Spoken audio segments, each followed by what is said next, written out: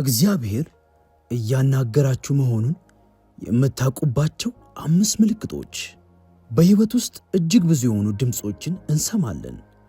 የሌሎችን ድምፅ፣ የእኛን ድምፅ፣ የእግዚአብሔርንና የጠላትን ድምፅ። እናም በእነዚህ ሁሉ ድምፆች መካከል ግራ መጋባት የተለመደ ነው። በዛሬው ቪዲዮ እግዚአብሔር እያናገራችሁ መሆኑን ስለምታውቁባቸው 5 ምልክቶች እናወራለን። ጥያቄው ግን እየሰማችሁ ነው ወይ የሚለው ነው። ነገር ግን ከመቀጠላችን በፊት ይህንን ቪዲዮ ላይክ በማድረግ መስማት ያስፈልጋችኋል ለምትሏቸው ሰዎች ማጋራትና ቻናላችንን ሰብስክራይብ ማድረግ አትርሱ። በዚህች በውጥረት በተሞላች ዓለም ውስጥ እጅግ በርካታ የሆኑ ድምፆችን እንሰማለን። ከዚህም የተነሳ እግዚአብሔር ለእኛ ያለውን ነገር ልንሰማ አንችልም። የመጀመሪያው ማወቅ ያለብን ነገር እግዚአብሔር ዘወትር እኛን እንደሚያወራን ነው። ነገር ግን ልናደምጠው አልቻልንም። አንዳንዶቻችን ፈጽሞ ልናዳምጠው ፈቃደኛ አይደለንም። ነገር ግን ብቻ በአንድ ምክንያት ልንሰማው አልቻልንም። እግዚአብሔር የምልክቶች አምላክ ነው። ቀስተ ደመናን፣ ምድርን ዳግመኛ በውሃ ላለማጥፋት እንደ ቃል ኪዳን እንደተጠቀመበት ሁሉ ሁልጊዜም ቢሆን በነገሮች በምልክት ይገልጽልናል። አሁን ግን እግዚአብሔር እያናገረን መሆኑን ወደሚያሳዩ ምልክቶች ከመግባታችን በፊት ስለ እግዚአብሔር ማወቅ ያሉብን ነገሮች አሉ። አንደኛ፣ እግዚአብሔር ጸሎታችንን ይሰማል። በመዝሙረ ዳዊት 62 ከቁጥር 2 ሲናገር እንዲህ ይላል፣ ሥጋ ሁሉ ጸሎትን ወደምትሰማ ወደ አንተ ይመጣል። መዝሙረኛው ጸሎትን የሚሰማ አምላክ እንዳለን አሳውቆናል። ስለዚህም እግዚአብሔር ጸሎቴን አይሰማ ይሆን ብላችሁ ማሰባችሁን አቁሙ። በእርግጥም ጸሎታችሁን ይሰማል። ሁለተኛ፣ እግዚአብሔር ዘወትር ያናግረናል። ምንም እንኳን ይህንን ሐሳብ ቀደም ብለን ብናነሳውም፣ ነገር ግን አንዳንድ ነገሮችን የበለጠ ለማሳወቅ መደጋገም ያስፈልጋል። ኢየሱስ በዮሐንስ ራእይ ምዕራፍ 3 ከቁጥር 20 እንዲህ ብሏል፣ እነሆ በደጅ ቆሜ አንኳኳለሁ። ማንም ድምፄን ቢሰማ ደጁንም ቢከፍትልኝ ወደ እርሱ ገባለሁ፣ ከእርሱ ጋር እራት እበላለሁ፣ እርሱም ከእኔ ጋር ይበላል።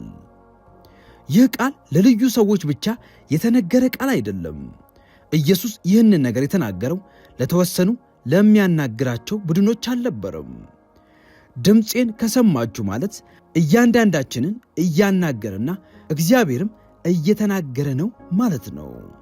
እናም ማንም እርሱን ቢሰማና ደጁን ቢከፍትለት ደስተኛ ሰው ይሆናል። ሦስተኛ፣ እግዚአብሔር ሁልጊዜም ጸሎትን ይመልሳል። የዮሐንስ ወንጌል ምዕራፍ 16 ከቁጥር 24 ሲናገር እንዲህ ይላል፣ እስካሁን በስሜ ምንም አልለመናችሁም፣ ደስታችሁ ፍጹም እንዲሆን ለምኑ ትቀበሉም አላችሁ። ምናልባትም እግዚአብሔር አንዳንዶቹን ጸሎታችንን ሰምቶ ሌላኛውን በቸልታ ይተዋል ብላችሁ ልታስቡ ትችላላችሁ። ምላሻችሁም የሚሆነው አይደለም ነው። ምክንያቱም እግዚአብሔር ሁሉንም ጸሎቶቻችንን ይመልሳልና። ነገር ግን ትልቁ ችግር ግምቶቻችን ናቸው። ምናልባትም እግዚአብሔር እሺ እያለ ቢሆንም እናንተ ግን እምቢ እንዲል ትፈልጋላችሁ።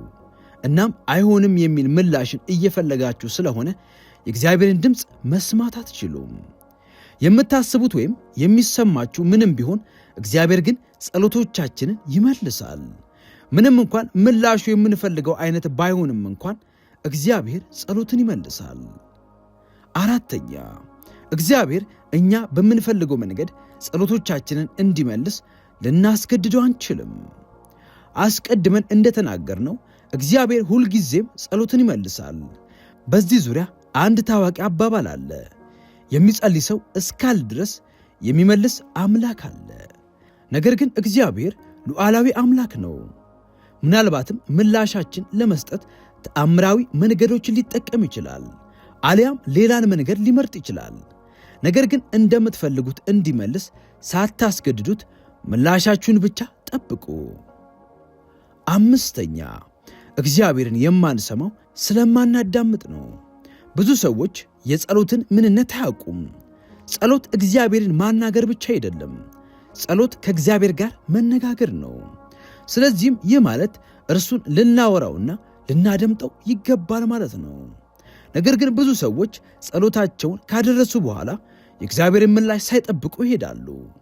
ቢሆንም ግን ለምን እግዚአብሔር እንደማይመልስላቸው ያስባሉ። ስለዚህም ካናገርነው በኋላ እግዚአብሔርን ማዳመጥ ግዴታችን እናድርገው።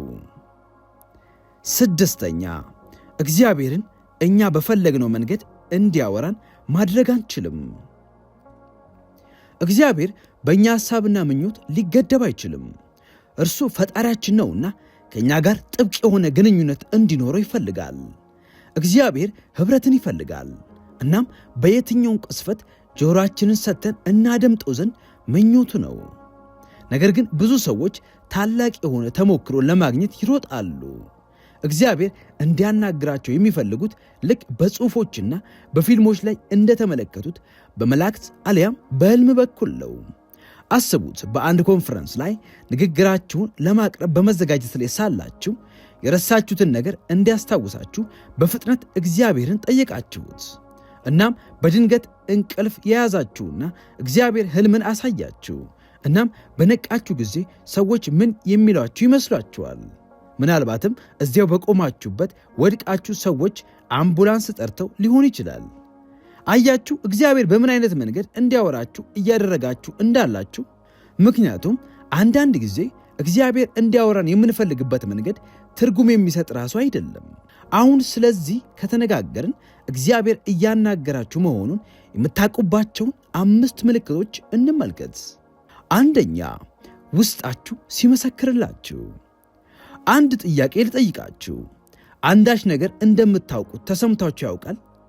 ስለዚያ ነገር እንዴት እንዳወቃችሁ ስትጠይቁ ምላሽ መስጠት አትችሉም። ነገር ግን ነገሩ ትክክል ወይም ስህተት መሆኑን ተጠንቅቃችሁ ታውቃላችሁ። እናም ከጥቂት ጊዜያት በኋላ ልክ እንደነበራችሁ ታያላችሁ። ይህ ውስጣዊ ምስክርነት ተብሎ ይጠራል። እንደ ትክክለኛ አማኝ መንፈስ ቅዱስ በውስጣችሁ ያድራል።